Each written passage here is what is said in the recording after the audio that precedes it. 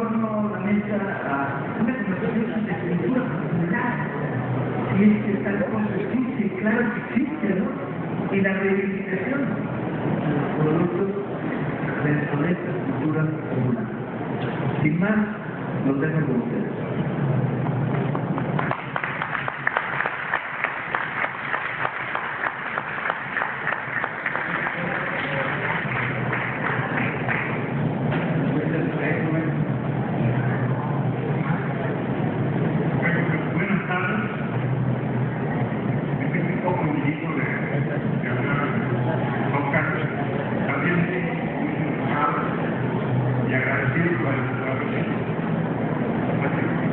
Y también muy agradecido con la brigada paralela y el paso a haberme invitado. Me siento verdaderamente honrado. Muy agradecido. Yo me voy a permitir la incorrecta cosa de leer unas cuartillas, muy pocas, por cierto.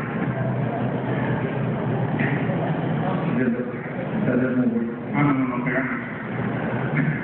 Bueno, la historieta popular mexicana siempre son fenómenos resbaladitos, contradictorios, escurridizos. No se deja definir ni encasillar. En diferentes épocas hemos llamado a nuestras historietas perfiles, cómics o cuentos, todos sustantivos poco precisos.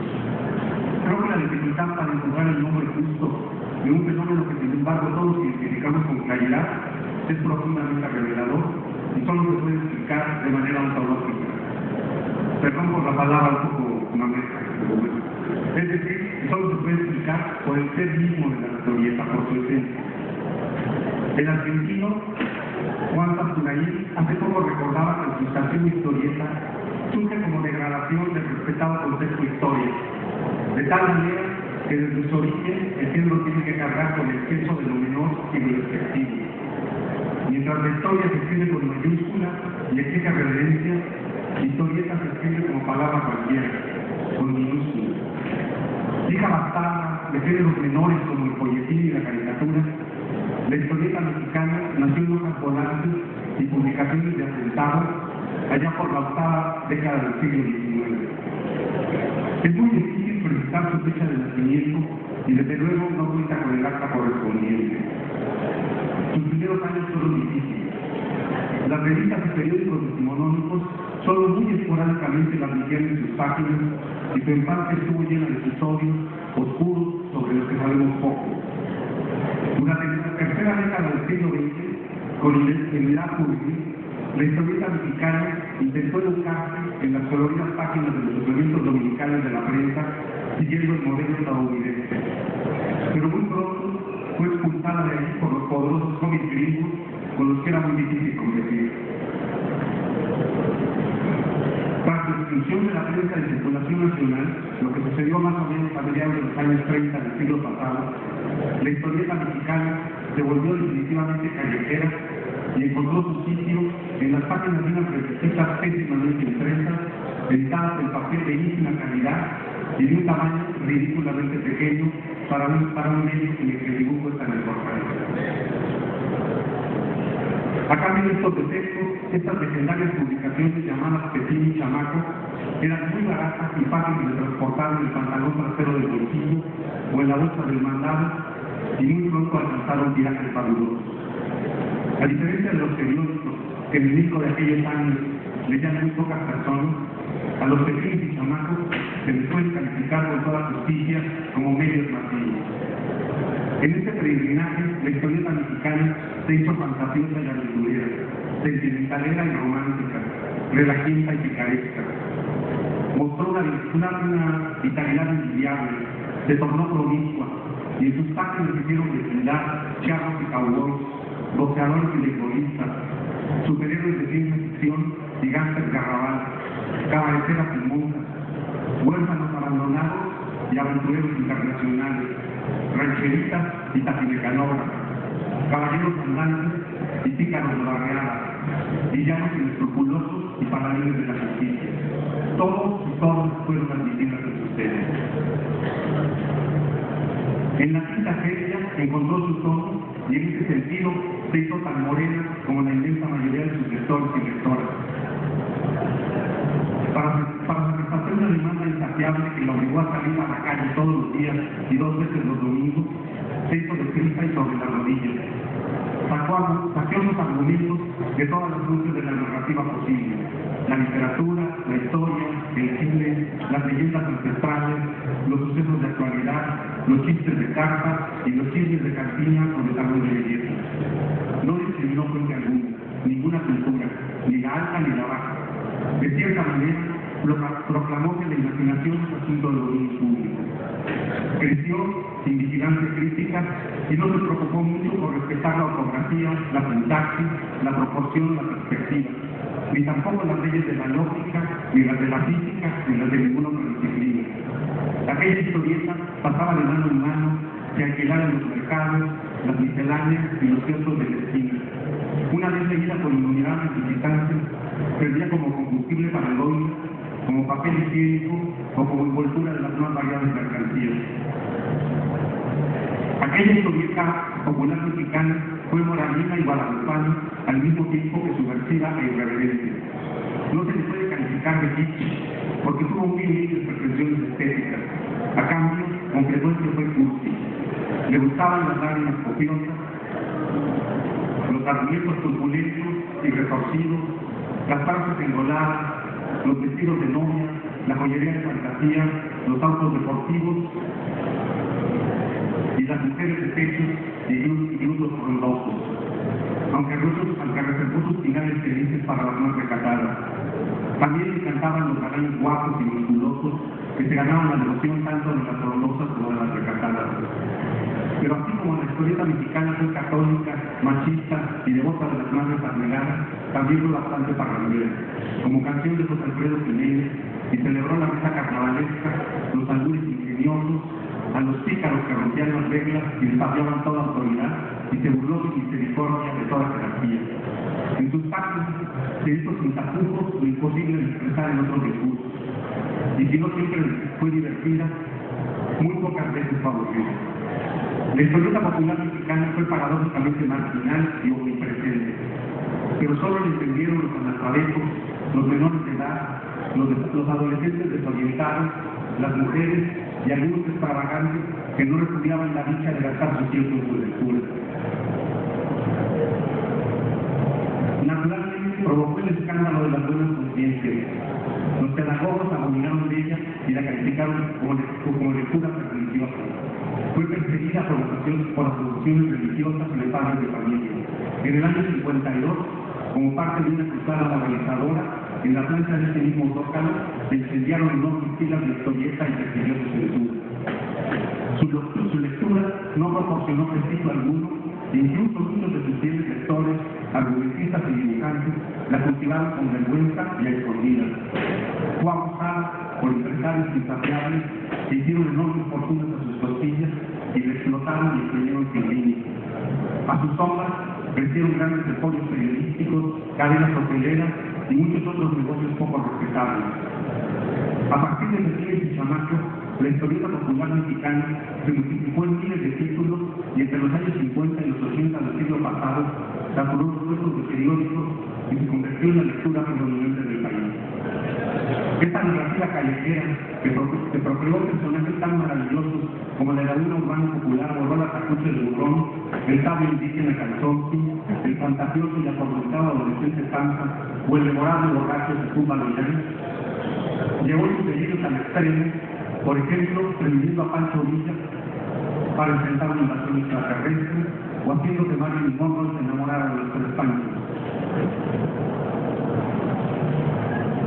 Pero inevitablemente nuestra historieta se hizo bien, como todo en esta vida. Para las últimas décadas del siglo XX, la callejera ya se mostraba ojerosa y cansada.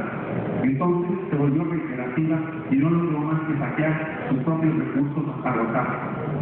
Más o menos por aquellos años, cuando la historieta popular mexicana empezaba a engrandecer, algunos entusiastas de la cultura popular, animados por una renovación del género que se inició en Europa, comenzaron a hablar de un nuevo cómic, de un género que arribaba a la mayoría de edad, al que calificaban como noveno arte o literatura dibujada.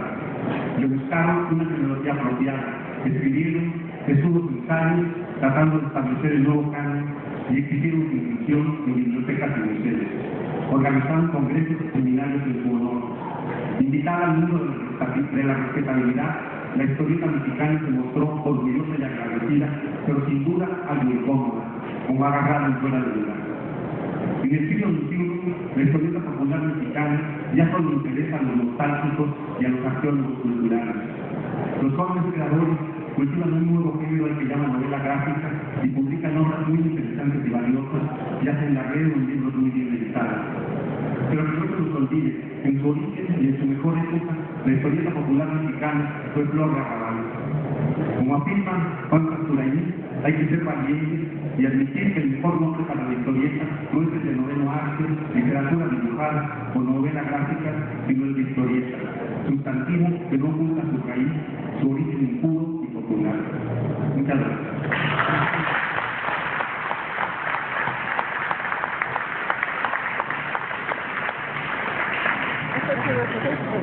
Buenas tardes. Yo nací allá por el año 38, cortando los obras de pines, patines y chamacos. En aquella época buscaron un apelativo que usaba todo el mundo con impulso y que decía hijo de su respectivo chamaco, de todos ustedes se imaginarán qué quiere decir. Posteriormente, muy posteriormente, en el año 79 me tocó comenzar a escribir una serie que se llamó Fantomas, una historieta en la que competíamos, por ejemplo, contra las materiales de doña Yolanda Vargas Dulce, que tiraba semanalmente 1 millón de ejemplares. Por ahí Gonzalo Mateo, otro de los autores de Fantomas, dice que nosotros en Fantomas tirábamos 1 millón, yo nosotros hayamos pasado la verdad de 200,000. La distancia era abismal, aunque desde luego nos gustaba mucho la historieta y la manejábamos. Gonzalo Mateo, por cierto, hizo un cómic que se llamó La inteligencia en llamas, donde quemaban los libros. Un grupo fascistoide quemaba los libros de Octavio Paz, de José Revueltas, de Julio Cortázar, y enterado Julio Cortázar del asunto de que ya era personaje de cómic, escribió un famoso cómic que publicó Excelsior en aquellos años, allá por el año 70-71, que se llamó Fantomas contra los vampiros transnacionales, y entonces Fantomas se hizo un personaje internacional. Yo quiero contarles una pequeña anécdota de la época que escribió Fantomas Gonzalo Mateo, y la traigo por escrito para que no me vaya a fallar la claridad y me voy a permitir leerla. Dice así: se llama Una aventura con Fantomas. El pueblo español Juan Lejano había dirigido la revista mexicana de cultura, suplemento nacional, de 1947 a 57. En 1969 retomó las riendas de la publicación y abrió sus páginas a los jóvenes aspirantes escritores. En mayoría de cada sábado acudíamos jóvenes con páginas de ocasiones femeninas que recogían cuentos, poemas, entrevistas, reseñas de libros y filmes, mínimos mensajes en torno a la danza de la cultura. Luego de la entrega de las notas, a veces un rechazo nunca definitivo, tenía la unidad visita al Salón Palacio, distante no más de 50 metros de las instalaciones del Nacional. Uno de los sábados del mes Lejano se animaba a acompañarnos y hablaba de Pedro Márquez y sus poemas en Sacas Horrorosas, de la guerra civil española y de la constitución de la República. Invitaba a Juan de la Casa y luego iba a casa. Juan Lejano fue el suplemento del 75 años del inicio de la muerte de Francisco Franco y se dispuso a volver a España. Su alejamiento del diario y el derecho de expresión se fue transformando a buenas partes de los contertulios en gente seria y arteria, promovieron la desdelegación del grupo. Y Ricardo, por cierto, nunca dejó España. Poco antes de partir se cometió una intervención quirúrgica para aliviar cierta dolencia drástica y así lo tomó la muerte. Por aquellos años el escritor costarricense Alfredo Saloma Peña, veedor elegante en esos tiempos inventado historietas para la editorial Noval, retornó al Salón Palacio y se sumó al grupo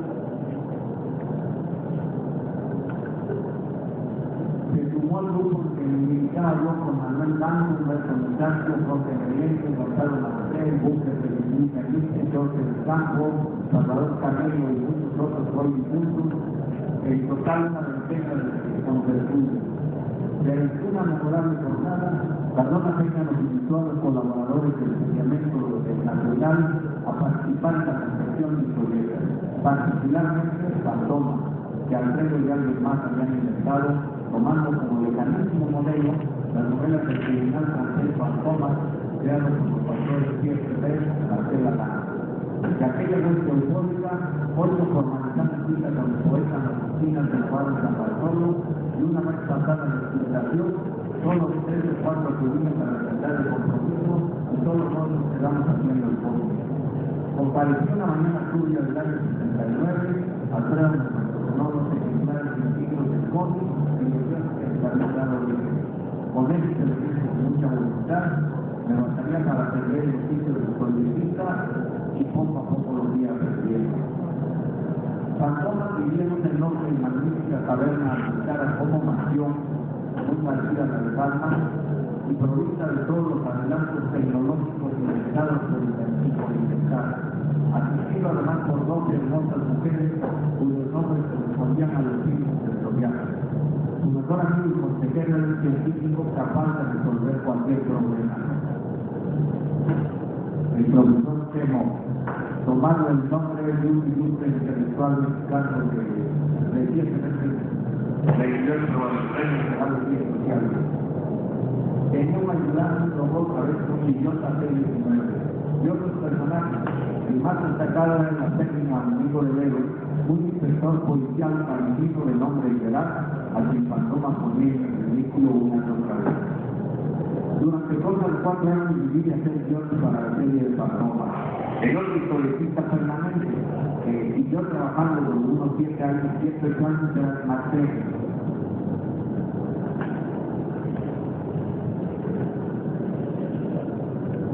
Al principio fabricaba cada uno un guión al mes, luego uno cada quincena, al final cada uno por semana.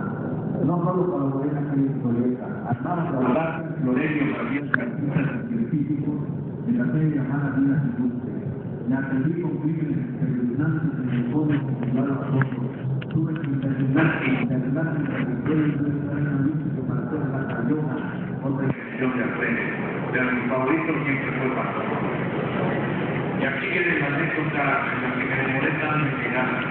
Ciertamente presenté con un guión que contaba la historia acontecida en una isla desierta y unos robots en forma de cangrejos que se devoraban unos a otros y eran capaces de crecer aprovechando los mecanismos de los demás. Al final solo quedaban 2 enormes robots que representaban una amenaza para las embarcaciones que pasaban cerca, a las que destruían y usaban sus lentes para seguir creciendo. Intervenía entonces Fantoma y se las ingeniaba para acabar con aquellos animales mecánicos. En cuanto Cardona Peña recibió mi trabajo, se puso a leerlo y me di cuenta de que a medida que leía el rostro se iba siguiendo de extrañeza. Al fin levantó la mirada y dijo: ¡qué curioso! Acaba de traer un idiota tan Andrés y cuenta exactamente la misma historia. No me explico cómo pudieron coincidir. Yo siempre explicaba. El asunto lo había tomado de un cuento aparecido en una modesta antología de ciencia ficción soviética adquirida en una librería del Partido Comunista y jamás imaginé que alguien llegara a comprar otro de los ejemplares.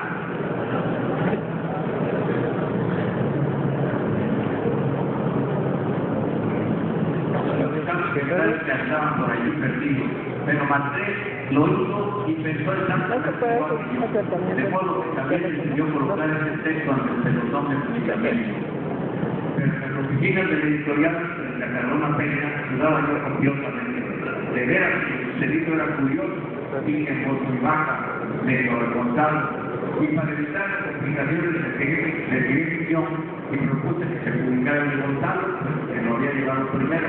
Así ocurrió y el mundo continuó girando imperturbable. El sábado siguiente, Marcelo y yo nos encontramos en el Salón Palacio y cuando antes, frente a los vasos de ron, comentamos lo ocurrido con la historia del cangrejo y prometimos no incurrir de nuevo en tal error. No significaba esto que renunciáramos a apoderar los argumentos de otros, de ningún modo, sino sencillamente acordamos que para evadir peligrosas coincidencias, en adelante, antes de dar el primer teclazo, intercambiásemos información sobre los textos elegidos para la metamorfosis. Y así, en adelante todo nuestro bien. Gracias.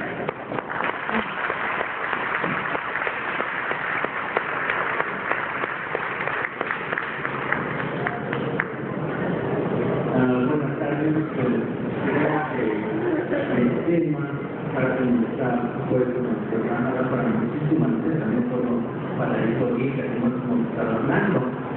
Por mencionar algo, pues todos hemos oído el Guapango del Moncayo, y el Guapango del Moncayo es una elaboración, si se quiere, académica o clásica de temas netamente populares de la música huasteca, del huasteco.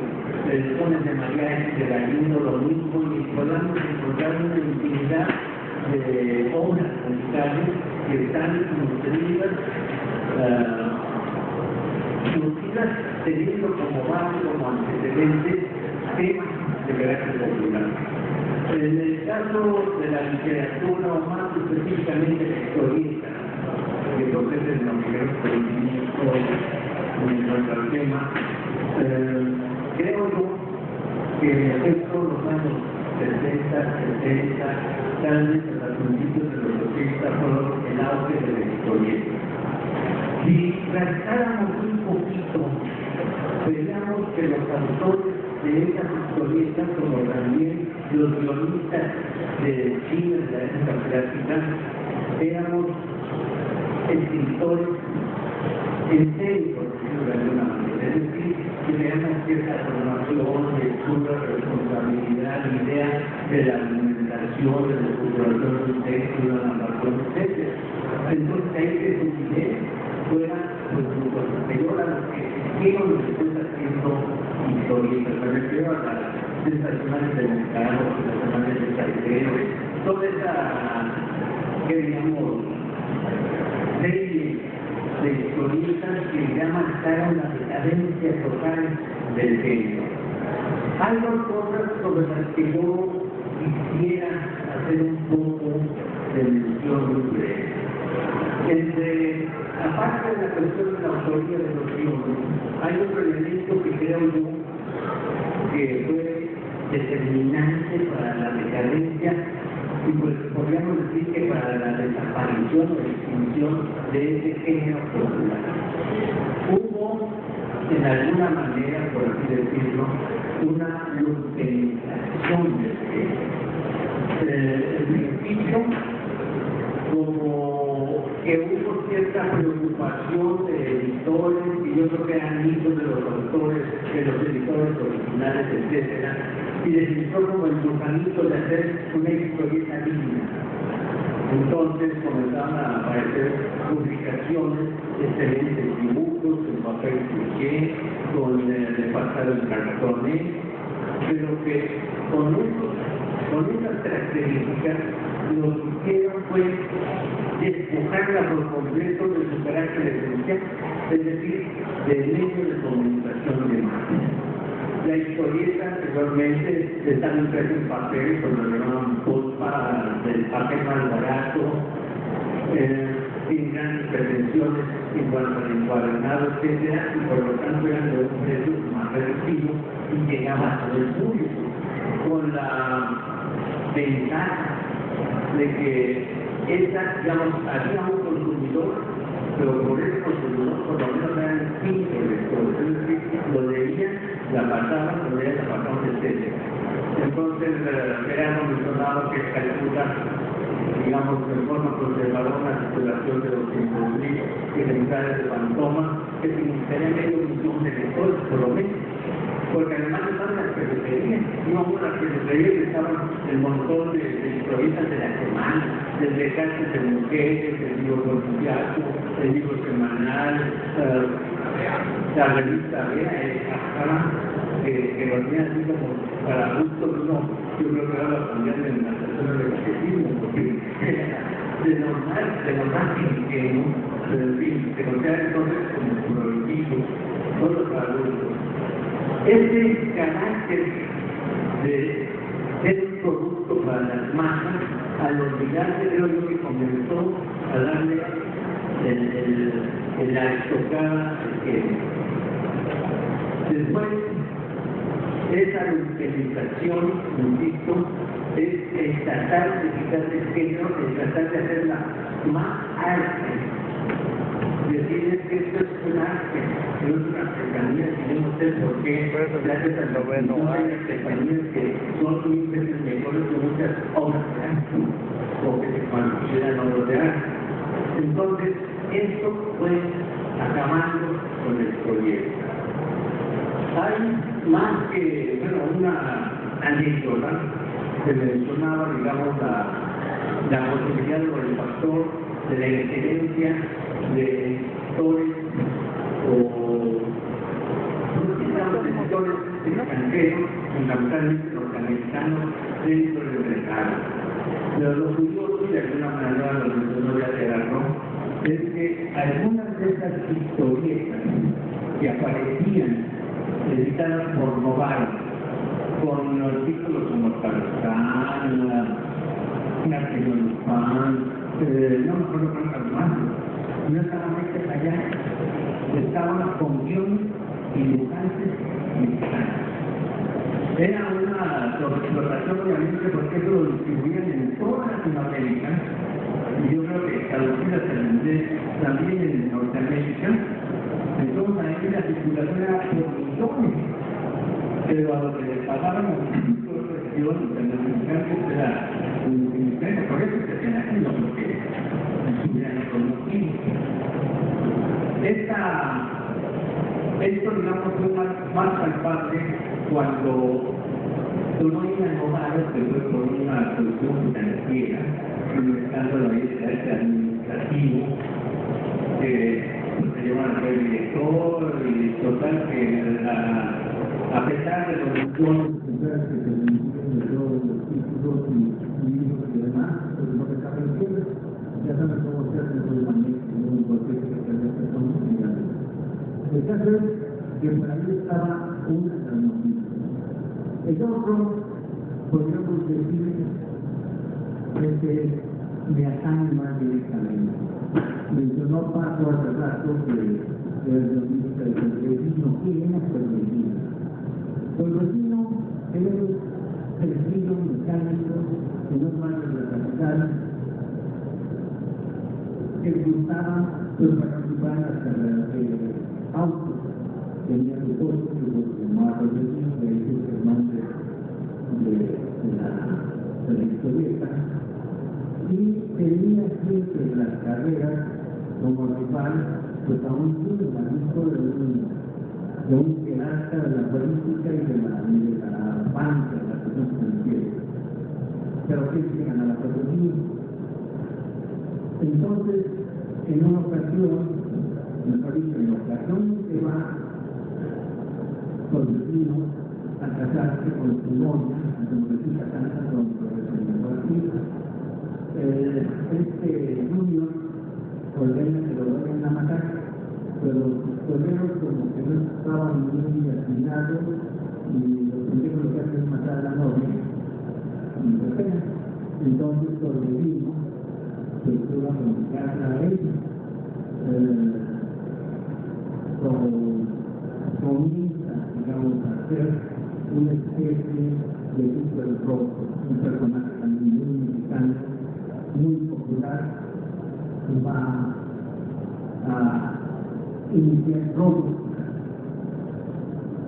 a los ricos para repartir el pueblo. Yo recuerdo que en aquella época pues estaban en autos, así, o era la época de los Tupamaros y de los hielos en Sudamérica, en Uruguay, que empezaban a número de la unidad de Valladolid. Entonces algunos comenzaban a señalar a personajes que eran conocidos como un guerrero urbano. Estaba también comenzando Ciudad de Zabalcón, que era un paraje donde se enfoca el cartón, con una telaraña de cables para adultos, para la energía, etc. Y a este personaje comienza a apoyarlo con la administración, incluso con algo de lo que le quita los ricos, con en fin, fueron casi 5 años de historieta semanal, con un número así con esta historia de lo más que terminó, terminó porque comenzó a tener tal nivel de disidencia política o de carácter ideológico que la Secretaría de Gobernación llamó al director y le dijo: o le cambian o atenta a las consecuencias.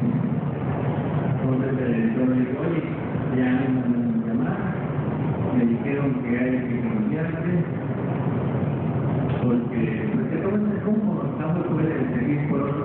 Yo ahí le dije: no, pues consigue yo problemista, yo no puedo cambiar, yo soy consecuente con mi línea y no puedo llevar ahora que sea una mala de calidad o algo así. Entonces consiguió otro guionista, pero la historieta se mantuvo 3 semanas. Es decir, la gente estaba muy metida en esta historia, tal como se estaba realizando, yo. Y yo calculo que circulaban 2 hermanos modestos que crearon alrededor de 1,000 ejemplares. ¿Por qué? No sabe ni él ni yo cuánto circulaban en realidad ejemplares de nuestras historietas, porque los editores jamás lo decían, porque eso significaba entonces tener que pagar los regalos y nada más tenemos un salario por Dios, un salario fijo. Entonces regalías no era quitar el manual, entonces le decían: no, es que bajó, nadie quiere con los hijos. Por ahí estaba, yo recuerdo que por más o menos a eso, colaboré yo también con otros títulos para innovar. Eso, por un lado. ¿Qué más quiero decir con multiplicación? Si no haya leído uno de los que leíamos, yo creo, la parquería de las historietas que fue la familia Lugón con Doña Colora, yo siento que cuando comienza a publicar para la cadena de la tierra, entonces Doña Colora, que era una mujer escandalosa, desemparada, desmadrosa, que andaba armando siempre el día y medio, y que decía y sobre con la iba a sacar de apuros, etc.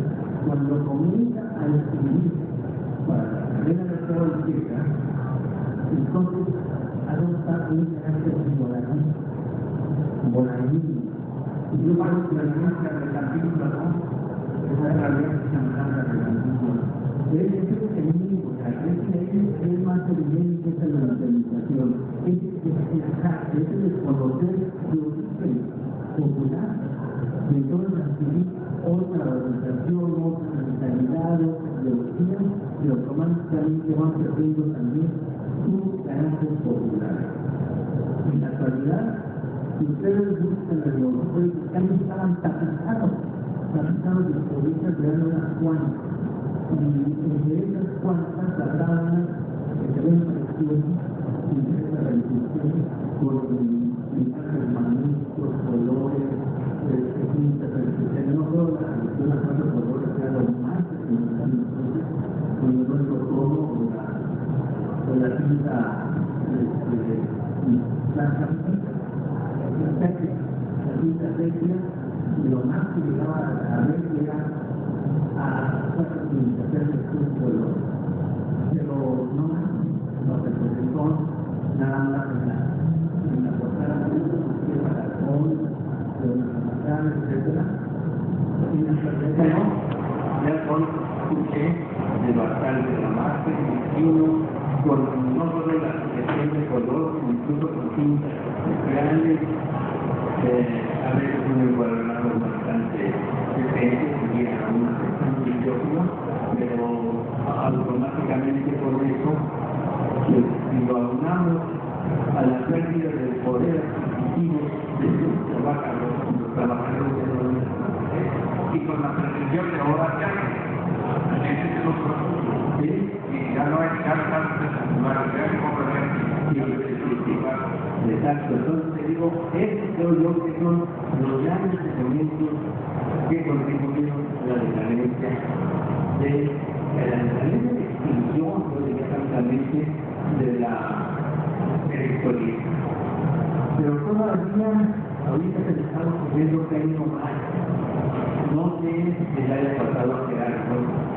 Pero en aquella época, si uno escribía para un medio de mano, era como pecado mortal, como un escritor que leyó pues, al Quijote, tal vez a Quevedo, o tal vez a Juana, o tal vez a Julio de Góngora, es decir, un escritor que hermano va a escribir esos textos. Es algo que mirar. Entonces, el prejuicio que había por parte de los en aquel entonces llamada magia, que podemos hablar que ella pero eran intelectuales de alto vuelo, querían eso muy mal. Entonces, en muchas ocasiones, tal vez personas lo hubieran querido escribir para hacer más accesible textos más tener una cultura mayor, más accesible no por a que sean comprendidos, sino más accesibles para la mayoría de la gente, del público, pues no colaboramos. Y a esto salieran por un lado el prejuicio y por otro lado algo que tal vez les sienta medio pretencioso, pero me pasa, o como hacen las charlas que tuve con un intelectual muy prestigiado, muy querido, él me dijo en una ocasión, oye, ¿cómo lo haces? Y yo intenté hacerlo y no pude. Además es que él era de alguna manera un ingreso, ¿no? Pagaban y tenía suerte de 100 pesos por colaboración de los periódicos. Entonces, 25, 150 recuerdo me pagaban en Chile. Entonces, era una forma de tener ingresos, pero por un lado, insisto, el prejuicio, y por otro, que no es más especialmente Dios porque está. Yo creo que algunos grandes escritores, colaboradores, participan en este ámbito. Incluso yo creo que, no sé si esté de acuerdo Gerardo conmigo, pero esa historieta que hizo por cajas de fantomas contra los vampiros nacionales, era un libro ilustrado. Era un relato contra la nacional, 6 autores tomados del pretexto fantoma. Pero no es.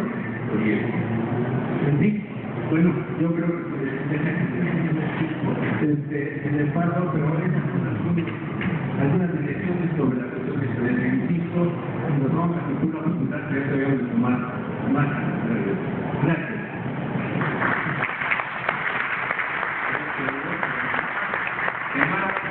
No era fantoma, no era historieta de fantoma, pero era constante, y eso fue lo que le dio la calificación alta que tuvo.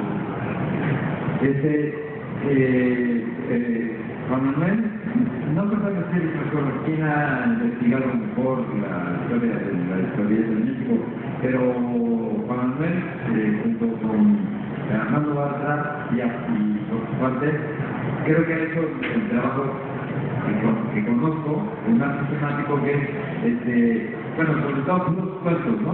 Que fueron cuentos volúmenes por determinados tiempos, ¿no? Era de este tamaño y se quedaron en el piano, ¿sí? Bueno, creo que es interesante verlo porque se ve cuán complejo es la historia del cómic en México. Ya tenemos en el cómic, aunque el Paco había bien le puso a la mesa, no le puso la historia de la cultura, le puso los subterráneos de la cultura popular, no habló de la cultura popular, porque si hablamos de la cultura popular, entonces decimos chorro. Y en cuanto a cultura popular alternativa, la serie ha estado tocando temas como por ejemplo los juegos alternativos para todos, ¿no? A fines de los 70, todavía en 1981, México era el país en el mundo que per cápita producía más cómics y exportaba más cómics en el mundo, más que los Estados Unidos. Yo no es que hicieron seguimiento, es que y de pronto desapareció textualmente de la nada, y lo digo porque investigando otra cosa que era la historia del cemento, la lectura para hacer con la junta, este momento sucedió que a partir de la crisis del 82, cuando inició este bonito numerito, ¿verdad?, que seguimos viviendo hoy, que llega ya en niveles de la monstruosidad, es impresionante. Desapareció la industria del cómic en 5 años. Punto. Y ahí, en una especie de congreso, no me acuerdo que era un congreso, algo raro que se formó a partir del intento de llevar el cómic, la historieta en México a los rangos de lo que estaba produciendo la narrativa que estaba produciendo en el resto del mundo, ¿no? Hicimos bronca, hicimos otra serie de revistas.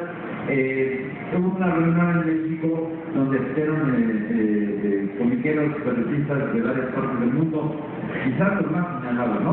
Y ahí la pretensión era lanzarnos,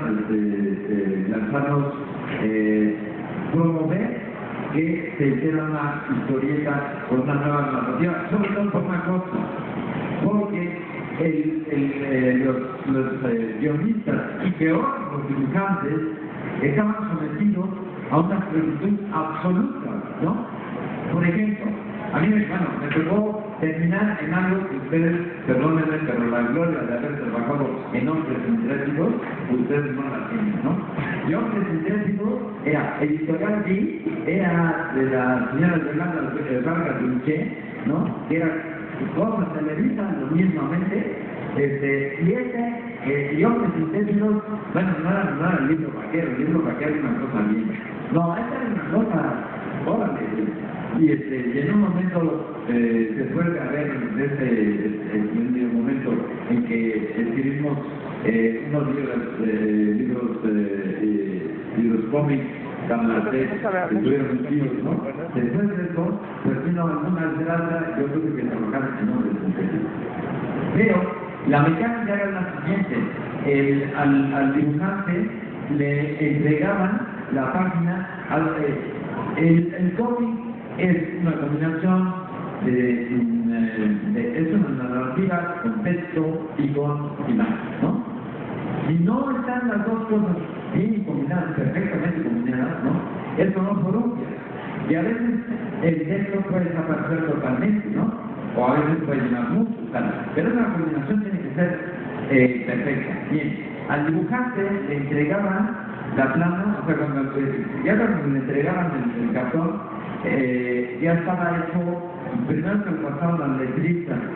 Entonces el letrista ponía las letras, lo cual quiere decir que el dibujante tenía que usar el espacio que al letrista se le daba la gana, ¿no? Que quedara, digo, no era culpa del letrista, pues. Pero el problema es que si ustedes se fijan el cómic que están diseñados no solo cuadro por cuadro, también cuadro por cuadro, pero toda la plana, o sea, abre uno, y en ese doble, o sea, la lectura es cuadro por cuadro y es toda la plana.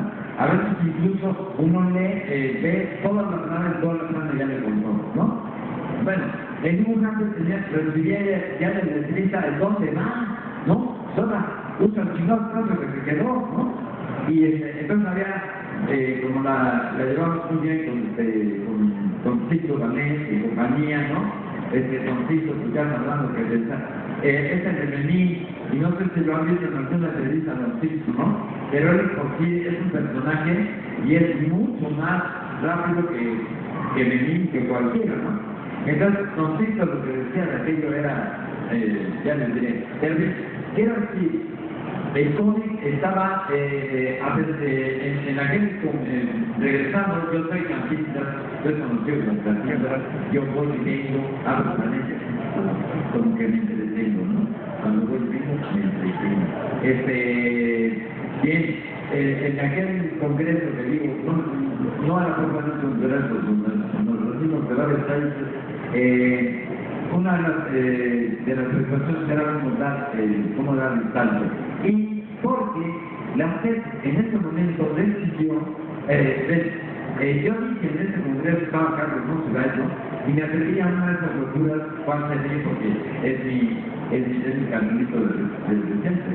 Me atreví a una de esas locuras y yo les dije, no, el cómic ha sido la verdadera cultura, ¿no? Lo que no está escrito, lo que no es cómic de todos estos años, porque el cómic era el paso. O sea, estamos en una ciudad, en 1940 México tiene 20 millones de habitantes y va a pasar en 1980 a 80. Se va a multiplicar por 4. Ese es el fenómeno brutal. Y va a pasar del 75% que tenía la población en 1940 a 80 al 25%. O sea, es decir, en un país 80% analfabeto originalmente. El cómic era el tránsito del campo, del campesino analfabeta, ¿no? Que por cierto no necesitaba tener alfabeto, ¿no? Hay una cultura campesina que no necesitaba letra. Bien, pero en ese salto, el cómic era el que llenaba el espacio. Es decir, para poder acceder a la lectura, los millones de migrantes campesinos a la ciudad, eso era lo que enseñaban. Y la FED en ese momento, por eso nosotros conversamos con ella, y este hubo este gran proyecto, que ya es ahora, ya lo termino. La FED lanzó un proyecto millonario de educación popular a través del cómic, y eso tronó justamente por la crisis del 82-85. Esa crisis acabó con el cómic y acabó con otras muchas cosas. Pero bien, además, como soy uno de los encargados del foro, y ya nos tenemos que ir, porque tiene la siguiente actividad, pero ¿qué hacen después de la hora? Pues ya son ahora, pero cada quien unas palabras. Yo quiero nada más decir una palabra a Ayotzinapa.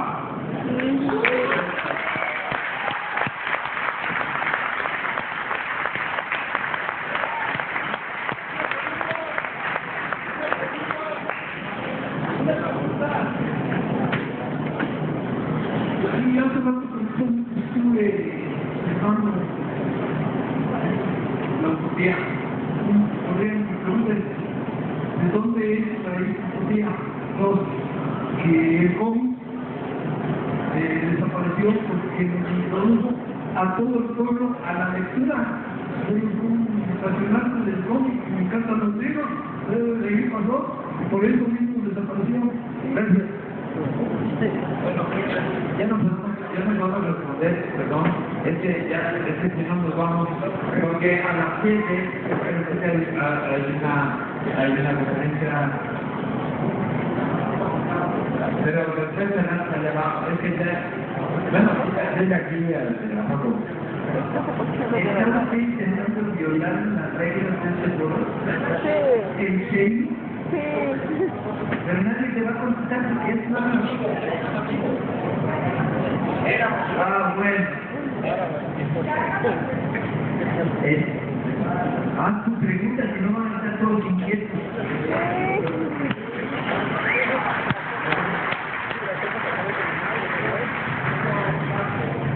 Sí.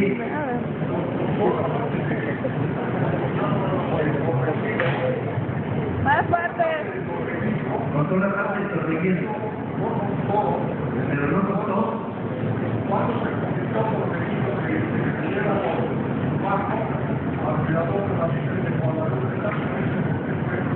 ¿Cuánto te convirtió en el navegador de la lengua?